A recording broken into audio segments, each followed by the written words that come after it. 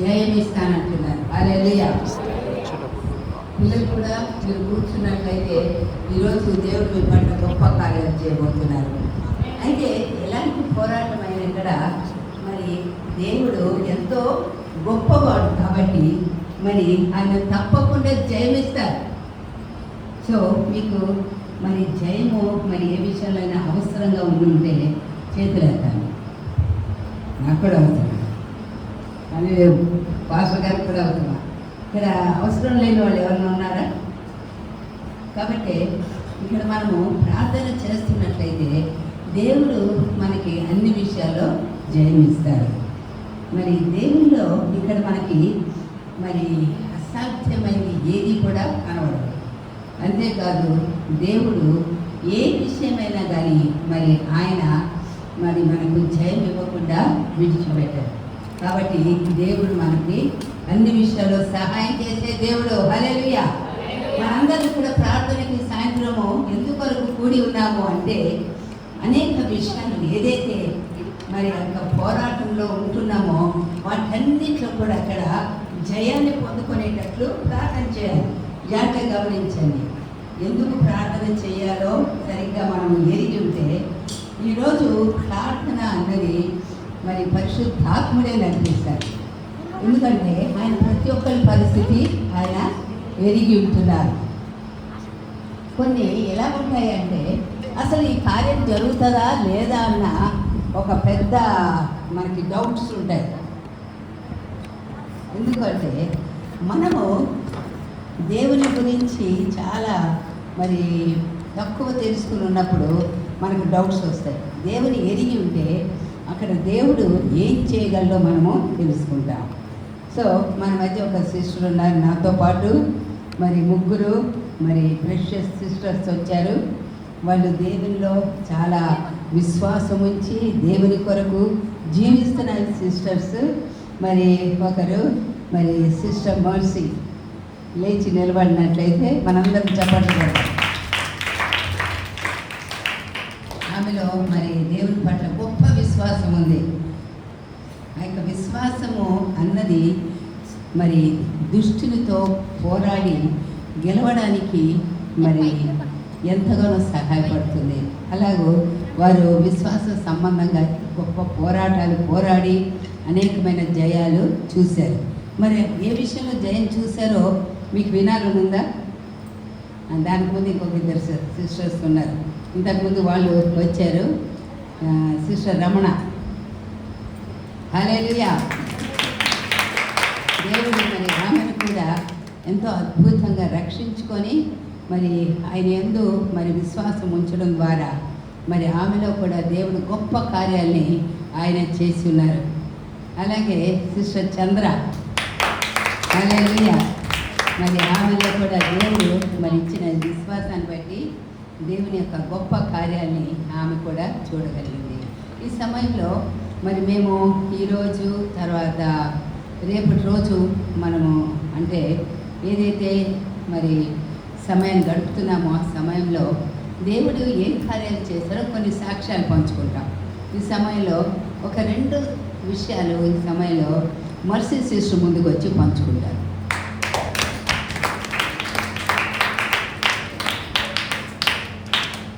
సాక్ష్యానికి ఎప్పుడు టైం ఉంటుందో తెలియదు, మీరు ఏది మిస్ కాకూడదు.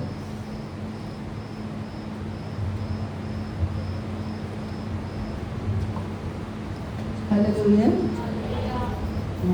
దేవుడు మా పట్ల చేస్తున్న మేలుని మీతో పంచుకోవటానికి సమయం ఇచ్చిన సిస్టర్కి వందనాలు చెల్లిస్తున్నాను, పీటర్కి వందనాలు చెల్లిస్తున్నాను. మరి మా గృహలో చాలా జరిగినాయి అద్భుతాలు, కానీ 2 విషయాలు మీ మధ్య పంచుకుంటాను. మా బ్రదరు తెనాల్లో పాస్టర్ గారు అన్నమాట.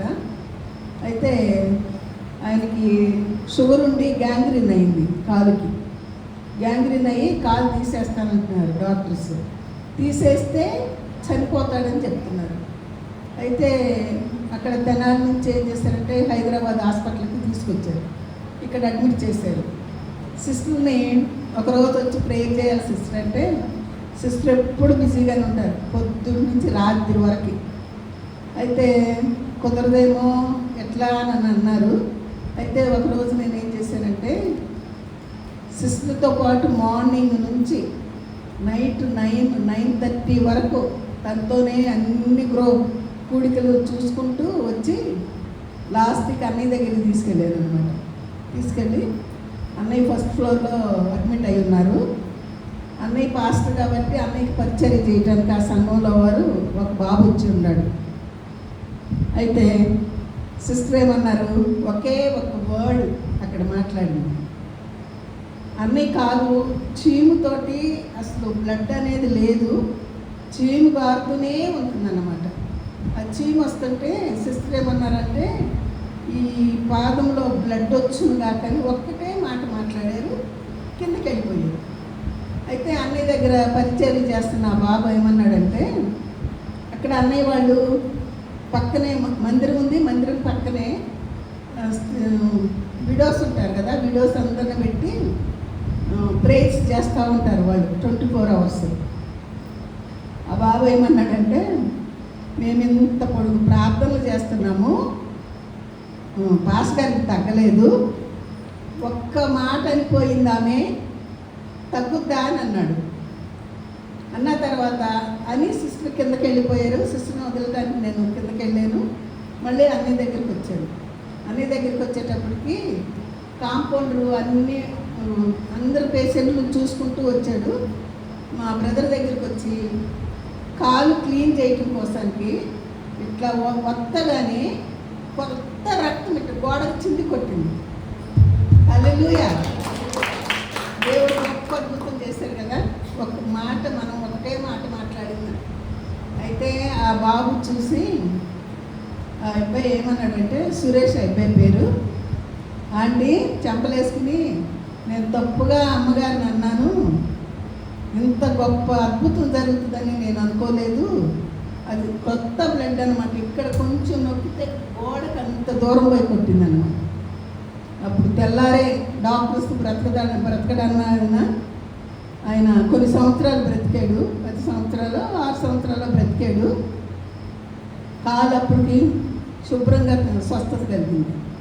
ఇంకో విషయం ఏంటంటే, మా హస్బెండ్ విషయంలో, మా హస్బెండ్కి షుగర్ ఉండేది ఫుల్. పీటర్ కూడా తెలుసు, పీటర్ వర్షిప్ మా ఇంట్లో వర్షిప్ చేసేవారు. మా రామంతపూర్ మాది, మా దగ్గర అన్నీ ఎన్నో దెయ్యాలు నిలగొట్టాడు, ఎన్నో స్వస్థతలు చేయించాడు అక్కడ పీటర్ కూడా. అయితే ఫుల్ షుగర్ ఉండేది. ఆయనకి సడన్గా లో అయిపోయింది, మొత్తం పూర్తిగా లో అయిపోయి కోమలోకి వెళ్ళే స్థితికి వచ్చానమాట. ఫిట్స్ లాగా వచ్చింది. ఆ టైం ఎంత అయింది, టైము 5:30 అయింది. సిస్టర్కి పాప, మా రెండో పాప ఉంది, మాకు 3 అమ్మాయిలు. రెండో పాప వచ్చి గబగబా సిస్టర్కి ఫోన్ చేసింది. సిస్టర్ అప్పుడు కెనడా వెళ్ళడానికి ఫ్లైట్ కోసం బయలుదేరుతున్నారు. సిస్టర్ కూడా ఒకటే మాట ప్రేయర్ చేశారు. ప్రేయర్ చేయగానే అప్పుడు కళ్ళు తేలేసిన ఆయన ప్రేయర్ చేయగానే వెంటనే కళ్ళు తెరిశారు, రెప్పలు కొట్టారు. అయితే ఎందుకైనా మంచిదని మా అల్లుళ్ళు ఏం చేశారు, హాస్పిటల్కి తీసుకెళ్ళారు. హాస్పిటల్కి తీసుకెళ్ళగానే మామూలు అయిపోయారు. టెస్ట్ చేస్తేనేమో 40 ఉంది షుగరు. ఎట్లా అయ్యాడు, డాక్టర్లు ఏమడుగుతున్నారు, ఏమన్నా తాగిచ్చారా, ఏమన్నా పెట్టారా అని అడుగుతున్నారు. ఏమీ పెట్టలేదు మేము అసలు. సిస్టర్ ప్రేయర్ చేశారు. కోమంలోకి వెళ్ళిన మనిషిని కూడా దేవుడు మళ్ళీ తీసుకొచ్చాడు. హల్లెలూయా! కోమంలోకి వెళ్ళిన మనిషి 20 years బ్రతికారు. అది అయిన తర్వాత హల్లెలూయా! దేవునికి స్తోత్రం కలుగును కాక. ఈ సాక్షిని దేవుడు దీవించును కాక. ఇంకా మా పిల్లల పక్షాన ఇంకా అనేక అద్భుత కార్యాలు జరిగినాయి. రేపు పంచుకుంటాను నేను.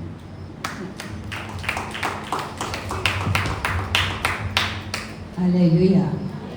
మళ్ళీ ప్రేయర్ స్టార్ట్ చేయకముందు ఒక సాక్ష్యం ఉంటుంది.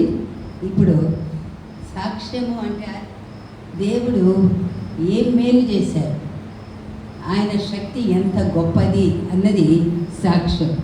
కాబట్టి ఇప్పుడు సిస్టర్ చెప్పిన దాంట్లో దేవుడు ఎంత గొప్పవాడు అన్నది మనము అక్కడ చూస్తున్నాము. దేవుడు నిజంగా, ఆయన మ్యాథ్యూస్ గారు ఆయన పేరు, ఇక కాళ్ళు తీసేస్తామన్నారు. మొత్తం చీము పట్టేసింది, గ్యాంగ్రీన్ ఫామ్ అయింది. అలాంటిది మరి ఎప్పుడైతే యేసు నామములో మరి ఒకే ఒక్క మాట, ఆ బ్లడ్ ఆ యొక్క పాదంలోకి వెల్లునుగా కానగానే యేసు నామంలో స్వస్థత జరిగింది. హల్లెలూయా. యేసు నామంలో శక్తి ఉన్నదయ్యా. తర్వాత మళ్ళీ మనం ఆ పాట పాడదాము. యేసు నామములో శక్తి ఉంది కాబట్టి ఏం జరుగుతుందంటే మనకు పాపము నుంచి విడుదల, మనకు రోగము నుంచి విడుదల, సమస్య నుంచి విడుదల. కాబట్టి యేసు నామములో శక్తి ఉంది అని పాటలు పాడడము మరి కేవలము మరి మాట చెప్పడము కాదు, కానీ అది రియాలిటీలో చూడాలి. కాబట్టి ఇప్పుడు ప్రార్థన అంటే అర్థం ఏంటి అంటే మరి ఆ యొక్క శక్తి కలిగిన యేసు నామాన్ని ఆశ్రయించడం.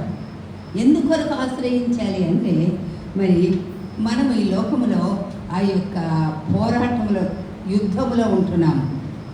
ఏ విధమైన యుద్ధము అంటే ఇక్కడ మనము శత్రువు మనకు పెట్టిన యొక్క మరి సమస్యల నుంచి విడుదల పొందడానికి దుష్టులతో పోరాడాలి. హల్లెలూయా.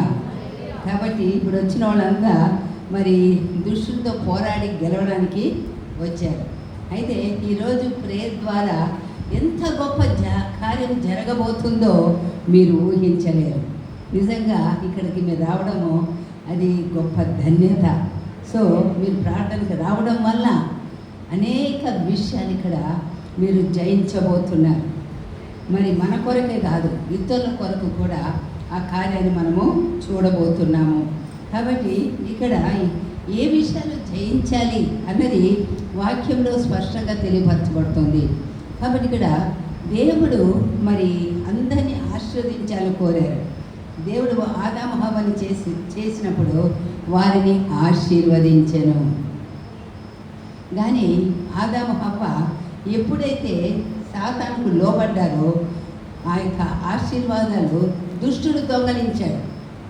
దుష్టుడి గురించిన పేరు ఏంటంటే మరి వాడు దొంగతనమును, హత్యను, నాశనమును చేయటకు వచ్చును, కానీ మరి దేనికి రాడు. వాడు వచ్చి ఇక్కడ మరి మనుషులకు ఉన్న ఆరోగ్యాన్ని, బ్లెస్సింగ్స్ని, సమాధానాన్ని, ఇంకా ఏ విధాలుగా మనిషిని బాధించాలో అవన్నీ ఇక్కడ దుష్టుల ద్వారా మరి మనిషి పొందుకుంటుండగా ఇక్కడ దేవుని యొక్క గొప్ప వాగ్దానాన్ని మనము విడిచిపెట్టకూడదు. సో దేవుడు నిన్ను స్వస్థపరచు యెహోవాను నేనే అని చెప్తున్నాను. మరి ఆయన పొందిన గాయముల ద్వారా స్వస్థత కలుగుతుంది. కాబట్టి మరి ఇలాంటి వాగ్దానాలు బైబిల్లో ఉన్నప్పుడు ఇక్కడ మనం ఏం చేస్తున్నామంటే ఆ యొక్క వాగ్దానాల్ని మనము పొందుకోకుండా చాలాసార్లు ఇంకా బాధల్లో, కష్టాల్లో ఉంటున్నాం. ఈ రోజుతో నా బాధలన్నిటికీ ఇంకా విడుదల కావాలి, నేను మరి జయాన్ని పొందాలి అని మీరు కోరుకుంటున్నారా? కోరుకున్నట్లయితే ఈ సమయంలో కొన్ని విషయాలు నేను చెప్తాను. మరి దేవుడు మరి మనుషుల్ని ఆశీర్వదించాలని కోరి ఆ యొక్క ఆశీర్వాదాన్ని పొందుకోవడానికి ఇక్కడ మరి ఆయన ఒక్కొక్కరితో మాట్లాడుతున్నారు. ఎవరు కూడా మరి దేవునికి సంపూర్ణంగా లోబడడానికి ఇష్టపడలేరు. చివరికి అబ్రహాము అతను దేవుని యొక్క పిలుపుకు, మాటకు ఎప్పుడైతే లోబడ్డాడో అక్కడ దేవుడు అతనికి మరి గొప్ప మరి ఆ యొక్క వాగ్దానాన్ని ఇచ్చారు. నిన్ను గొప్ప జనంగా చేస్తాను. మరి లోపల ఎన్నో జనాంగాలు ఉన్నాయి. అయితే ఇక్కడ దేవుడు తను కోరుకున్న ఒక గొప్ప జనాంగాన్ని లేవనెత్తాలని కోరుతున్నారు.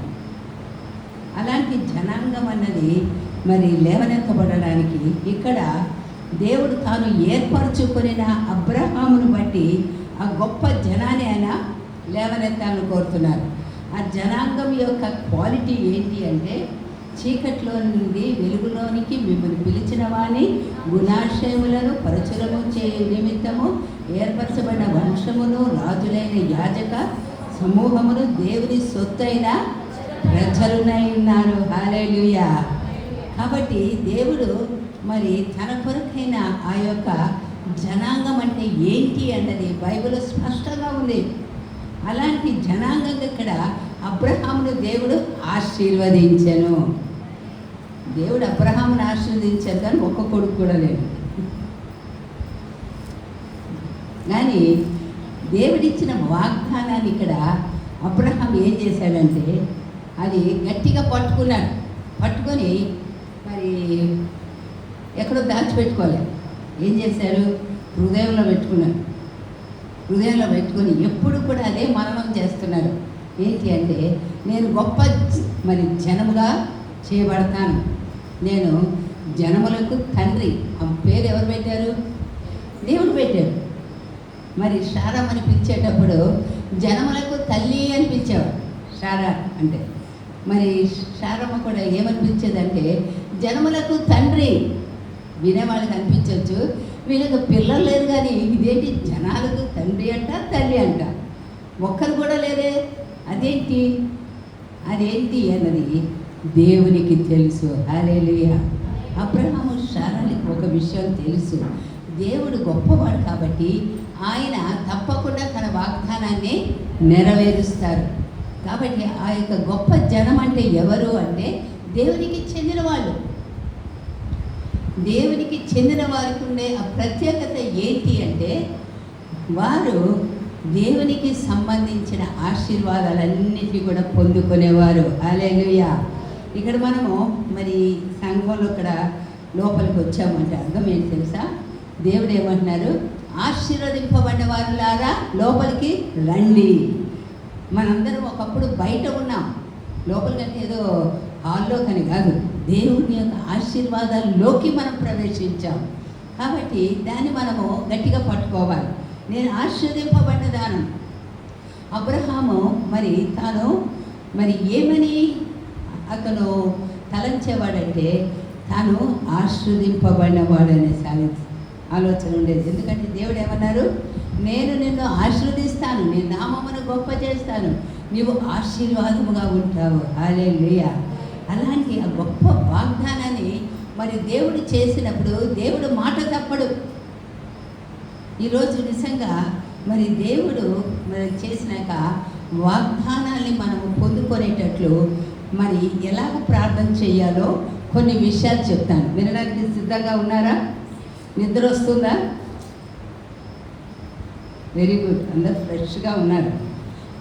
ఇది ఎట్లా ఉందంటే ఏదో తెల్లారుజాము 10 గంటలకు వచ్చి కూర్చున్నట్టున్నారు మీరందరూ.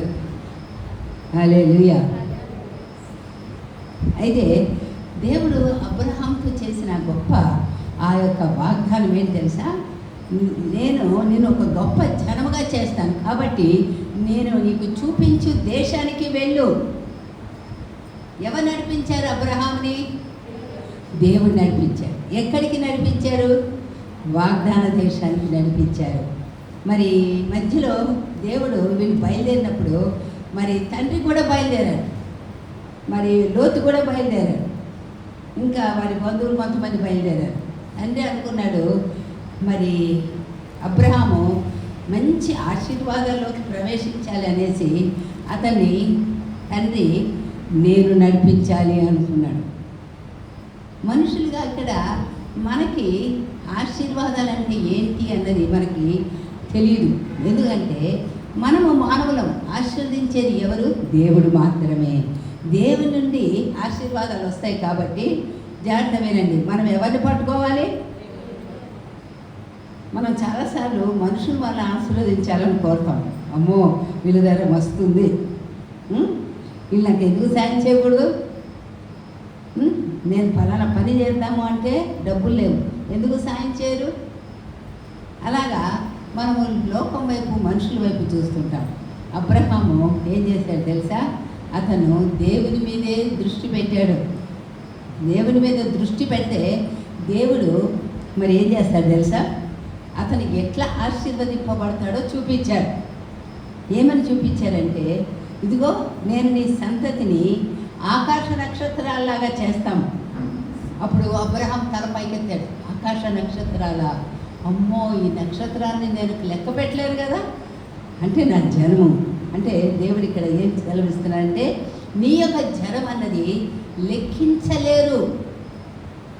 సరే ఉదయం అయింది. అప్పుడు దేవుడు మరి చెప్పిన ఇంకొక మాట మరి అబ్రహాం జ్ఞాపకం చేసుకున్నారు. ఏంటి అంటే నీ సంతానము మరి ఇసుక రేణువుల వలె ఉంటుంది. ఇసుక రేణువుని నేను ఇంతే ఇస్తాను, ఇసుక.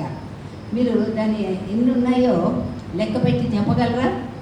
లెక్కించలేము. కాబట్టి ఇక్కడ దేవుడు ఏం తెలియజేస్తున్నాడంటే, నేను నిన్ను అంతగా ఆశీర్వదిస్తాను, హల్లెలూయా, నీ నామమును గొప్ప చేస్తాను అనేసి దేవుడు అబ్రహాంతో అన్నారు. ఇప్పుడు చూడండి, ప్రపంచం అంతట్లో కూడా మరి ఎక్కువగా జ్ఞాపకం చేసుకునే పేరు దేవుని తర్వాత నెక్స్ట్ ఎవరు అంటే అబ్రహామే. యూదులకి అబ్రహాము మూల పురుషుడు, ముస్లిమ్స్కి అబ్రహామే, క్రైస్తవులకి అబ్రహామే. మరి ప్రపంచంలో మేజర్గా ఉండే ఈ యొక్క రిలీజన్స్ అందరూ కూడా అబ్రహాం పేరునే ఎత్తుతుంటారు. ఇప్పుడు చూడండి, నేను కూడా ఎత్తుతాను, మీరేమో వింటున్నారు, అబ్బా అబ్రహాం ఎంత గొప్పవాడు. అయితే దేవుడు ఏమంటున్నారు, మరి అబ్రహాము వలన ఇక్కడ మనకి ఏమి జరుగుతుందో ఈరోజు తెలుసుకోవాలని దేవుడు కోరుతున్నారు. కాబట్టి అబ్రహాంతో దేవుడు ఏమన్నారు, పాలు తేనెలు ప్రవహించే దేశాన్ని ఇస్తానంటున్నారు. అది ఏం దేశం చెప్పండి? పాలస్తీనా, అంతే కదా, కనాను దేశం దేవుడు ఇస్తానన్నారు. సో మరి దేవుడు అబ్రహాంతో ఒక మాట ఇంకోటి ఏమన్నారు తెలుసా, ఎట్టి పరిస్థితుల్లో మీరు వాగ్దాన దేశాన్ని విడిచిపెట్టి వెళ్ళిపోవద్దు. అబ్రహాము లోబడ్డాడు, ఉన్నాడు. ఇస్సాకు కూడా, ఇస్సాకుతో ఈ మాట దేవుడు ఏమంటాడంటే, నీవు ఐగుప్తులో స్థిర నివాసం ఏర్పరచుకోవద్దని హెచ్చరిస్తాడు. కానీ కొంతకాలం అక్కడ వెళ్ళాడు, మళ్ళీ వచ్చేసాడు. ఆ తర్వాత యాకోబుకు దేవుడు అదే మాట హెచ్చరిక ఇచ్చాడు.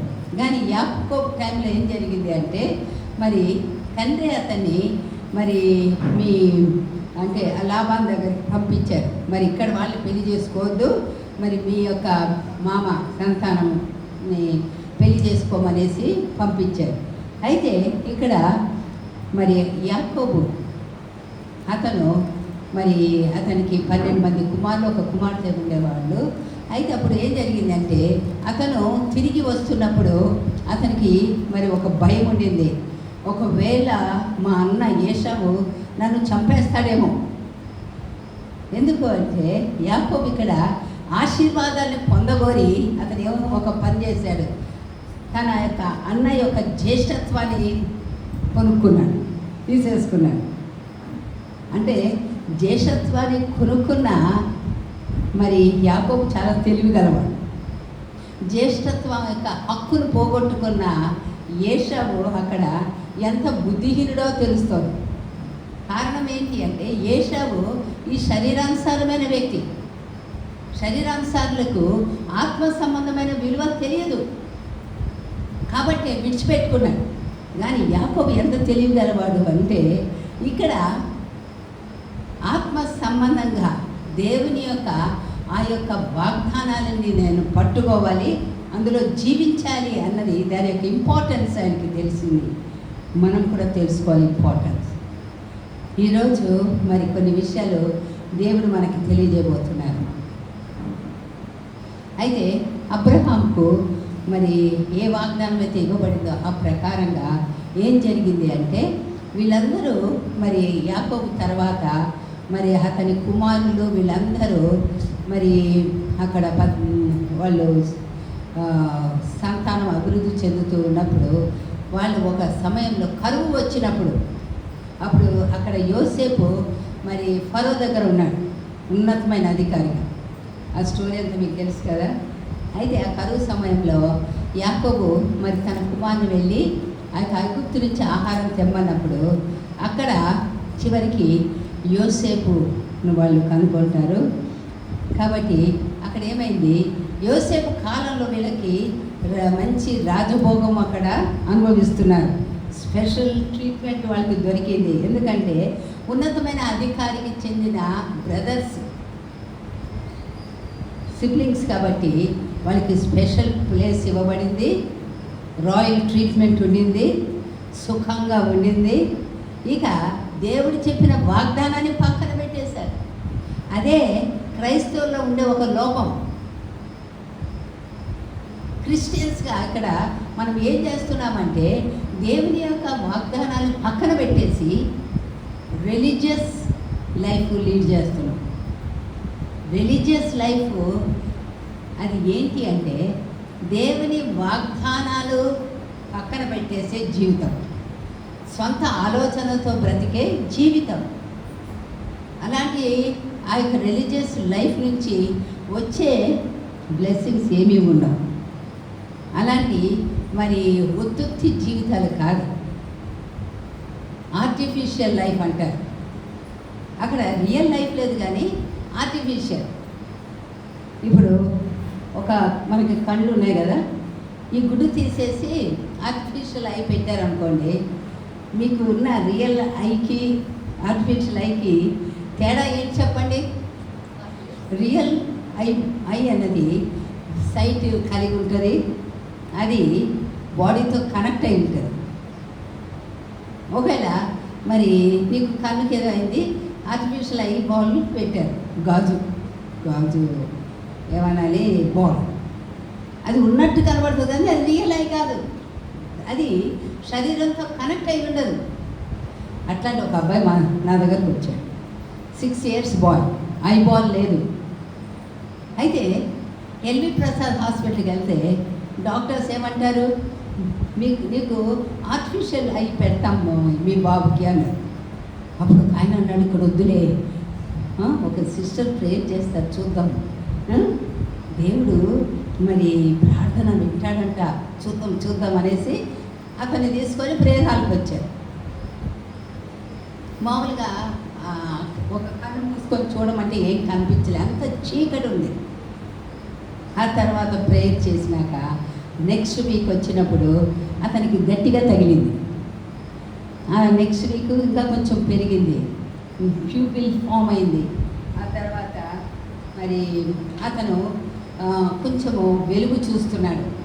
ఒకరోజు ఫ్లాష్ లాగా, మరి ఒక ఫ్లాష్ లాంటిది కంట్లోకి వెళ్ళి చూపు వచ్చేసింది. హల్లెలూయా. సో దేవుని యొక్క ఆ యొక్క వాగ్దానం అన్నది రియాలిటీ. ఇక్కడ అబ్రహాము రియాలిటీలో జీవించాడు. ఏంటి అంటే పాలు తేనెలు ప్రవహించే అంత దేశం కావాలి అని కోరుకున్నాడు. అంటే దేవుడు ఇస్తానన్నాడు. అబ్రహాము దాన్ని పట్టుకొని వదలలేదు, ఇస్సాకు కూడా వదలలేదు, యాకోబు కూడా వదలలేదు. అతని పిల్లలు 12 మంది అక్కడ కరువు కాలంలో మరి సుఖం మరిగి వాళ్ళు ఐగుప్తులో స్థిర నివాసం ఎప్పుడైతే ఏర్పరచుకున్నారో అక్కడ చాలా పెద్ద ప్రమాదం జరిగింది. ఏంటి తెలుసా? వాళ్ళకి ఇవ్వబడిన దేశంలో ఇతరమైన జనాంగాలు వాళ్ళు ఆక్రమించుకొని వాళ్ళు నివాసం ఏర్పరచుకున్నారు.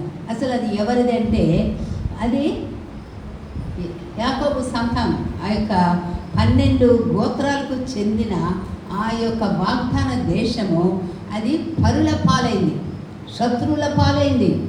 వీరి యొక్క ఆశీర్వాదాన్ని ఇక్కడ శత్రువులు వాళ్ళు ఆక్రమించుకున్నారు.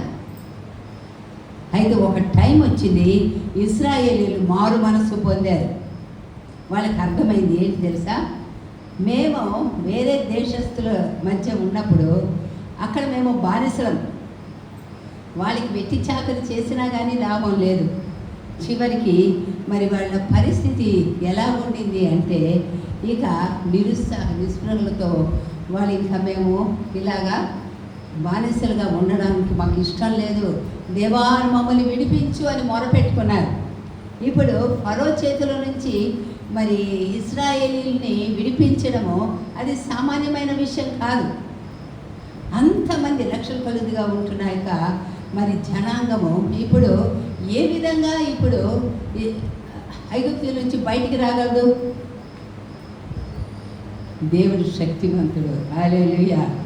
వారిని మరి తన యొక్క మహాబలముతో ఆయన సూచక్రియలు చేసి తెగుల ద్వారా వారిని ఆ యొక్క ఐగుప్తుల మధ్యలో నుంచి బయటికి తీసుకొచ్చారు. దేవుడు ఎంత మంచి దేవుడు అంటే మరి వాళ్ళని ఎందుకొరకు బయటికి తీసుకొచ్చారు అంటే మీరు అరణ్యంలో పడి చావండి అనా? అందుకొరకేనా దేవుడు వాళ్ళని తీసుకొచ్చారు? మరి ఇశ్రాయేలీయులు అయితే అట్లనే అనుకున్నారు, ఆ మాట వాడారు. ఏమన్నారంటే మమ్మల్ని ఎందుకు తీసుకొచ్చావు, మాకు అక్కడ సమాధులు లేవన్నా, అక్కడ ఉంటే చక్కగా మాకు మాంసం ముక్కలు దొరికేవి, కీరకాయలు కూర ఇంకేదో కాయలు అన్నీ చక్కగా తినేవాళ్ళము రోజుకొకటి.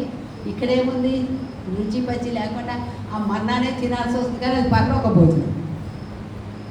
వీళ్ళకి ఈ లోక సంబంధమైన భోజనానికి రుచి మరిగారు, కానీ పరలోక సంబంధమైన మన్నాను తీసుకోవడానికి ఇష్టపడలేదు.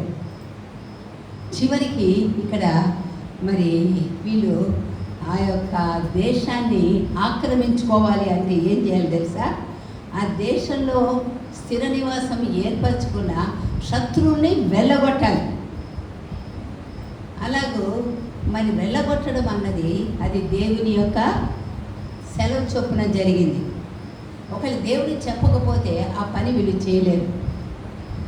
ఒకనొక టైంలో ఇశ్రాయేలీలు అప్పుడు తప్పు చేశామని తెలుసుకొని వాళ్ళుగా మరి ఆ దేశంలో యుద్ధానికి వెళ్దామని వెళ్ళి అందరు చచ్చారు, చాలామంది చనిపోయారు. దేవుడిచ్చిన మాట ప్రకారంగానే ముందుకు సాగాలి.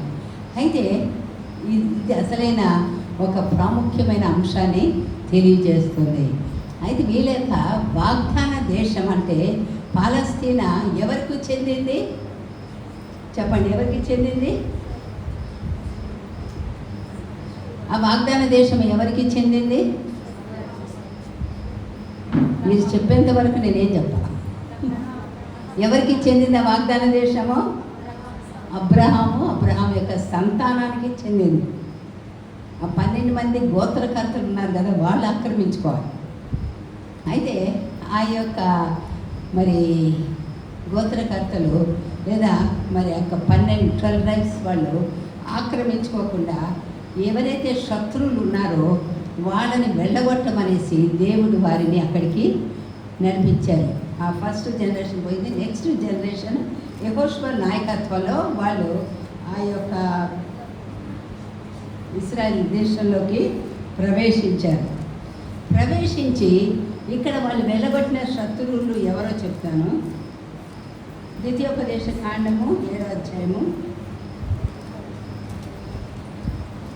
ద్వితీయోపదేశ కాండము 7వ అధ్యాయము.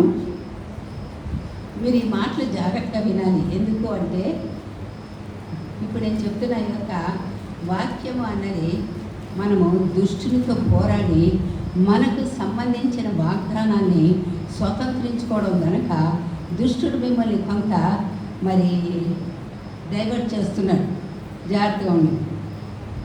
అయితే ఇక్కడ ఆ శత్రువులు ఎవరో నేను చదువుతాను. 7వ అధ్యాయము మొదటి వచనం. నీవు స్వాధీనపరచుకొనబోవు దేశంలోనికి నీ దేవుడైన యెహోవా నిన్ను చేర్చి బహు జనములను అనగా సంఖ్యకును బలమునకును నిన్ను మించిన హిత్తీయులు, లెక్క పెట్టండి నేను చెప్తుంటే ఒక్కొక్క జనాంగాన్ని. హిత్తీయులు, గిర్గాషీయులు, అమోరీయులు, కనానీయులు, పెరిజీయులు, హివ్వీయులు, ఎబీసీయులను 7 జనములను నీ ఎదుటి నుండి వెళ్ళగొట్టిన తరువాత నీ దేవుడైన యెహోవా వారిని నీకు అప్పగించినప్పుడు నీవు వారిని హతము చేయవలెను, వారిని నిర్మూలము చేయవలెను, వారితో నిబంధన చేసుకొనకూడదు, వారిని కరుణింపకూడదు, నీవు వారితో వియ్యమందకూడదు అని అక్కడ దేవుడు సెలవిస్తున్నారు. కాబట్టి ఈ యొక్క మరి శత్రువుల్ని వాళ్ళు వెళ్ళగొట్టి ఆ యొక్క దేశాన్ని అంతా కూడా వాళ్ళు పొజెస్ చేశారు, ఆక్రమించుకున్నారు. హల్లెలూయా. అయితే ఇది ఎప్పుడో హిస్టరీలో జరిగిన విషయానికి ఇప్పుడు మనకేంటి సంబంధము అంటే ఇక్కడ మనం కూడా మరి 7 రకాలుగా మనకు సంబంధించిన విషయాన్ని ఆక్రమించుకున్న ఆ యొక్క శత్రువును పోరాడి గెలవాలి. నేను అదే చెప్పాలని కోరుతున్నాను. అది ఏంటి అంటే ఇప్పుడు నేను చెప్తాను. ఇది 7 మౌంటైన్ అంటే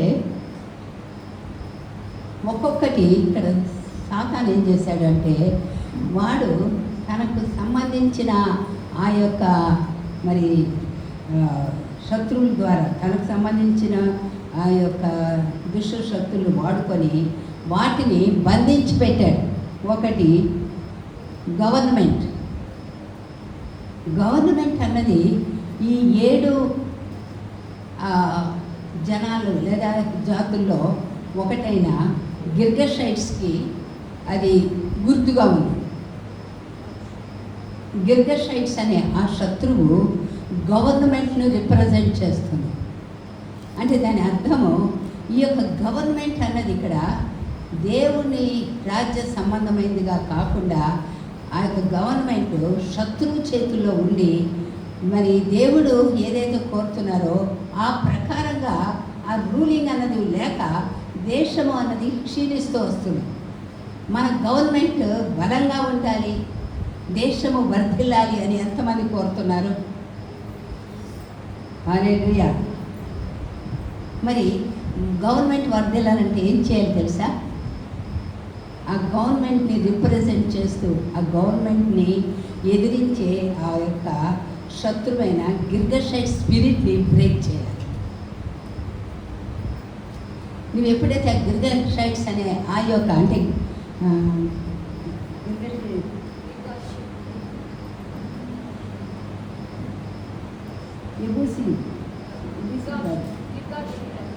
గిర్గషీలనే ఉంది. గిర్గషీల్ ఆ యొక్క మరి ఎనిమిది మనము ఎదిరించాలి. ఇక్కడ ఈరోజు ప్రేయర్ ఏంటి తెలుసా? గవర్నమెంట్కి సంబంధించిన దాన్ని ఇన్ఫ్లుయెన్స్ చేసే ఆ యొక్క శత్రువు ఎప్పుడైతే మరి ఓడిపోతాడో అప్పుడు దేవుడు మరి దేవుని యొక్క బ్లెస్సింగ్స్ మనం గవర్నమెంట్లో చూస్తాం.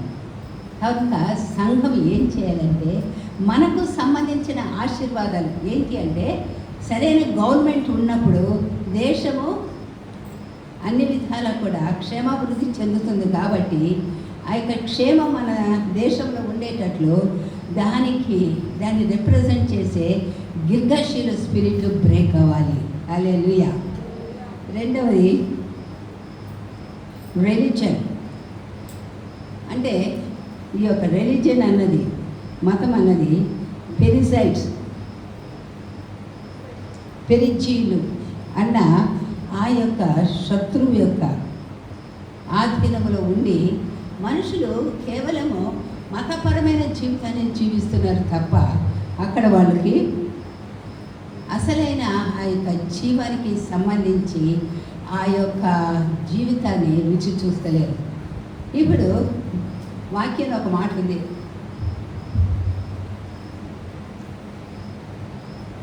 హృదయం అన్నిటికంటే మోసకరమైనది, అది ఘోరమైన వ్యాధి కలది. హల్లెలూయా.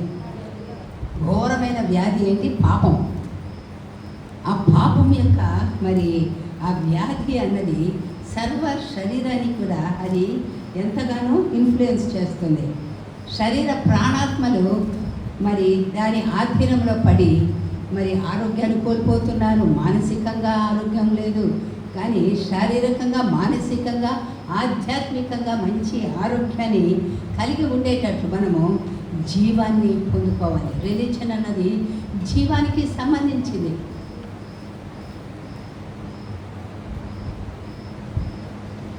సో ఆ పెరిజైట్స్ అనే స్పిరిట్ని బ్రేక్ చేయాలి. ఆ తర్వాత మరి విద్యారంగం, ఎడ్యుకేషన్ అన్నది అమోరియల్ యొక్క ఆ యొక్క శత్రువు ఆ ఎడ్యుకేషన్ని అక్కడ అతను మరి అనేక విధాల అనగదొరుకుతున్నాడు, పొల్యూట్ చేస్తున్నాడు. ఎడ్యుకేషను కేవలము అంటే ఇప్పుడు స్కూల్ అనే కాదు, అనేక రీతిలుగా మనుషుని దుష్టుడు వాడి యొక్క ఆయుధాలు వాడి ఎడ్యుకేట్ చేస్తున్నాడు. లిటరేచర్ కానీ మీడియా ద్వారా ఇవన్నీ కూడా ఇన్ఫ్లుయెన్స్ చేస్తున్నాయి. కనుక ఆ యొక్క మరి ఎమోరైట్స్ అనే స్పిరిట్ బ్రేక్ అవ్వాలి. అలాగే ఎకానమీ అనేది చూసినట్లయితే కెననైట్స్ ఎకానమీ, ఫైనాన్సెస్, దాన్ని ఎవరు హోల్డ్ చేస్తున్నారంటే కెననైట్స్ స్పిరిట్, కనానీయులు ఆ యొక్క ఇన్ఫ్లుయెన్స్ బ్రేక్ చేసినప్పుడు ఏమవుతుందో తెలుసా? మనము ఫైనాన్షియల్గా లిఫ్ట్ అవుతాం, మనము మంచి ఫైనాన్షియల్ బ్లెస్సింగ్స్ కలిగి ఉంటాం. అలాగే కనుక ఎకానమీ అన్నది ఆ స్పిరిట్ బ్రేక్ చేయబడినప్పుడే అది ఇంక్రీజ్ కనబడుతుంది. ఫ్యామిలీ అన్నది జెబూసైట్స్, ఎబుసీలు. ఆ యొక్క ఎబుసీలకు ఉండే నేచర్ ఏదైతే ఉందో ఆ యొక్క మరి ఎబుసీలు ఇక్కడ ఫ్యామిలీని రిప్రజెంట్ చేస్తూ ఫ్యామిలీలో అనేక రీతులుగా మరి బలహీనతలను కలుగజేసే ఆ యొక్క జాతి అన్నమాట. ఆ యొక్క జాతి మరి ఈ యొక్క ఫ్యామిలీని రిప్రజెంట్ చేస్తుంది కాబట్టి దాన్ని బ్రేక్ చేసినట్లయితే ఫ్యామిలీస్ ఇక్కడ దేవుని యొక్క స్టాండర్డ్లో ఉన్నతంగా ఎదగలరు. అలాగే మరి ఆర్ట్స్ అండ్ ఎంటర్టైన్మెంట్ అన్నది హీవైట్స్, అది జడ్జిబుల్ స్పిరిట్, సెడ్యూసింగ్ స్పిరిట్ ఉన్నది.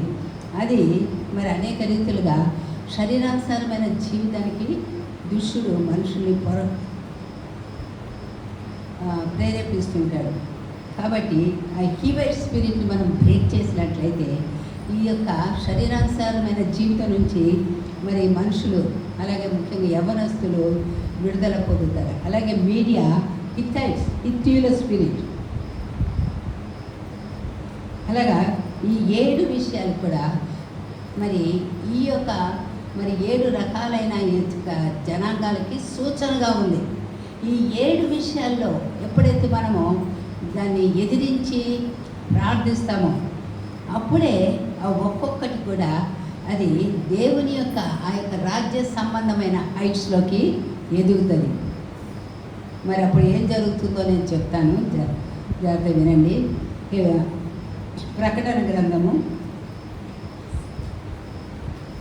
5వ అధ్యాయము 12వ వచనం. వారు వధింపబడిన గొర్రెపిల్ల శక్తియు, ఐశ్వర్యమును, జ్ఞానమును, బలమును, ఘనతయు, మహిమయు, స్తోత్రమును పొందనకుడని గొప్ప స్వరముతో చెప్పుచుండిరి. హల్లెలూయా. ఈ యొక్క 7 రకాలుగా ఉన్న ఈ యొక్క శత్రువు యొక్క బలము బ్రేక్ అయినప్పుడు అక్కడ మరి వాళ్ళు దేవుని ఏమని స్తుతిస్తున్నారు చూడండి. Saying with a loud voice, worthy is the lamb that was slain to receive power. నేను ఇప్పుడు ఒక్కొక్కటి చదువుతాను, లెక్క పెట్టండి. Power and riches, wisdom, strength, honour and glory and blessing. Hallelujah. ఇప్పుడు మీడియా అన్నది బ్లెస్సింగ్స్ సంబంధించింది రిలీజ్ అవ్వాలి. మరి గవర్నమెంట్ అన్నది పవర్ ఇప్పుడు ఉంది కదా. మరి ఎడ్యుకేషన్ అన్నది విజ్డమ్, ఎకానమీ అన్నది రిచెస్, మరి arts and entertainment glory, religion అన్నది ఆనర్, ఫ్యామిలీ అన్నది స్ట్రెంగ్త్. హల్లెలూయా. ఈ 7 విషయాలు కూడా ఎప్పుడైతే దుష్టుని యొక్క చేతుల్లోంచి విడుదల పొందుతుందో, ఆ దుష్టుని యొక్క ప్రభావం నుంచి విడుదల దొరుకుతుందో అప్పుడు ఈ 7 విషయాలు మనం పొందుకోవచ్చు. హల్లెలూయా. కాబట్టి ఈ సమయంలో కొద్దిసేపు మనం వీటి విషయము ప్రార్థన చేద్దాము. మరి ఈ సమయంలో ఇంకొక సాక్ష్యం ఎవరు చెప్తారు? ముగ్గురులో ఎవరైనా వచ్చి చెప్పారు.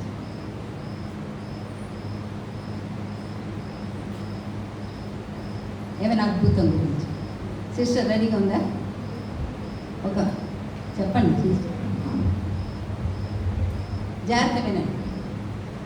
మరి సిస్టర్ చెప్పే ఆ యొక్క అద్భుతాలు ఎవరికో అనేసి కాదు, కానీ ఇప్పుడు కూడా మనకు కూడా దేవుడు చేయగలరు.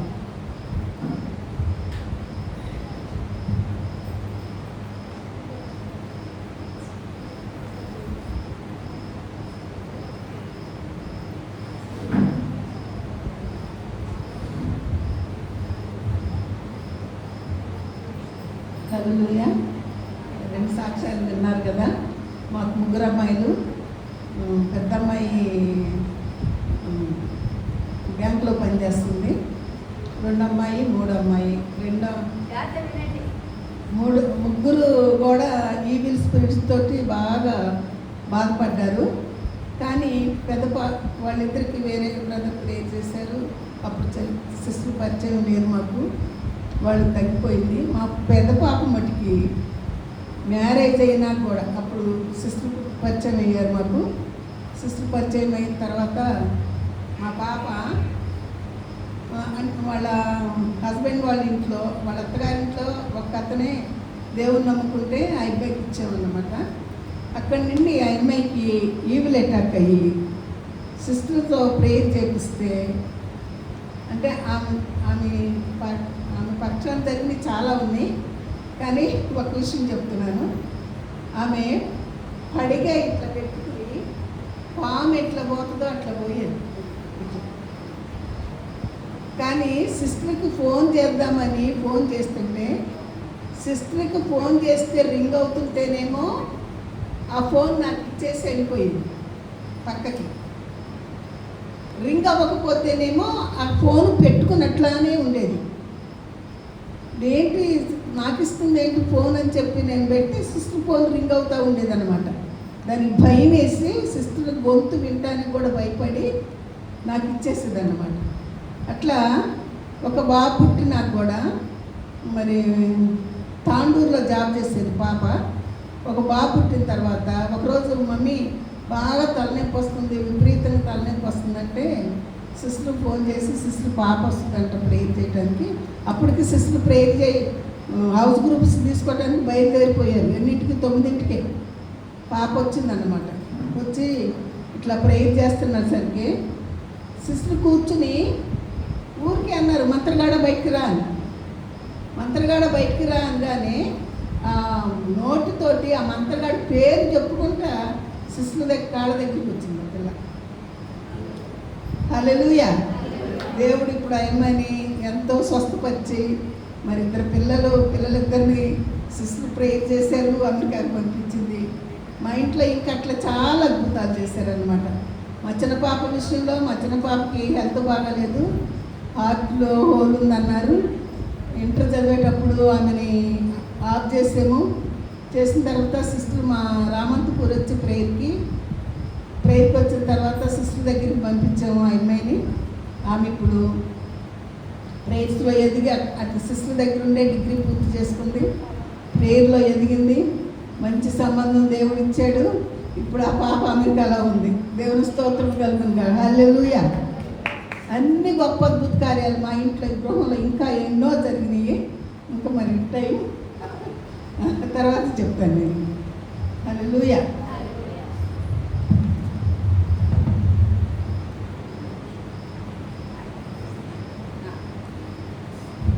హల్లెలూయా. మరి మనకు సంబంధించిన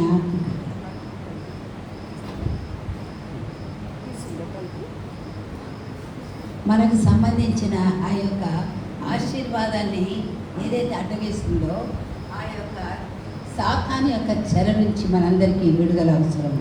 మనందరం కూడా మరి యేసుక్రీస్తునందు మరి ఆయన యందు విశ్వాసం ఉంచడం ద్వారా మనందరికీ మరి అబ్రహాం యొక్క సంతానంగా ఆయన వాగ్దానాలకి వారసత్వం లభించింది. హల్లెలూయా.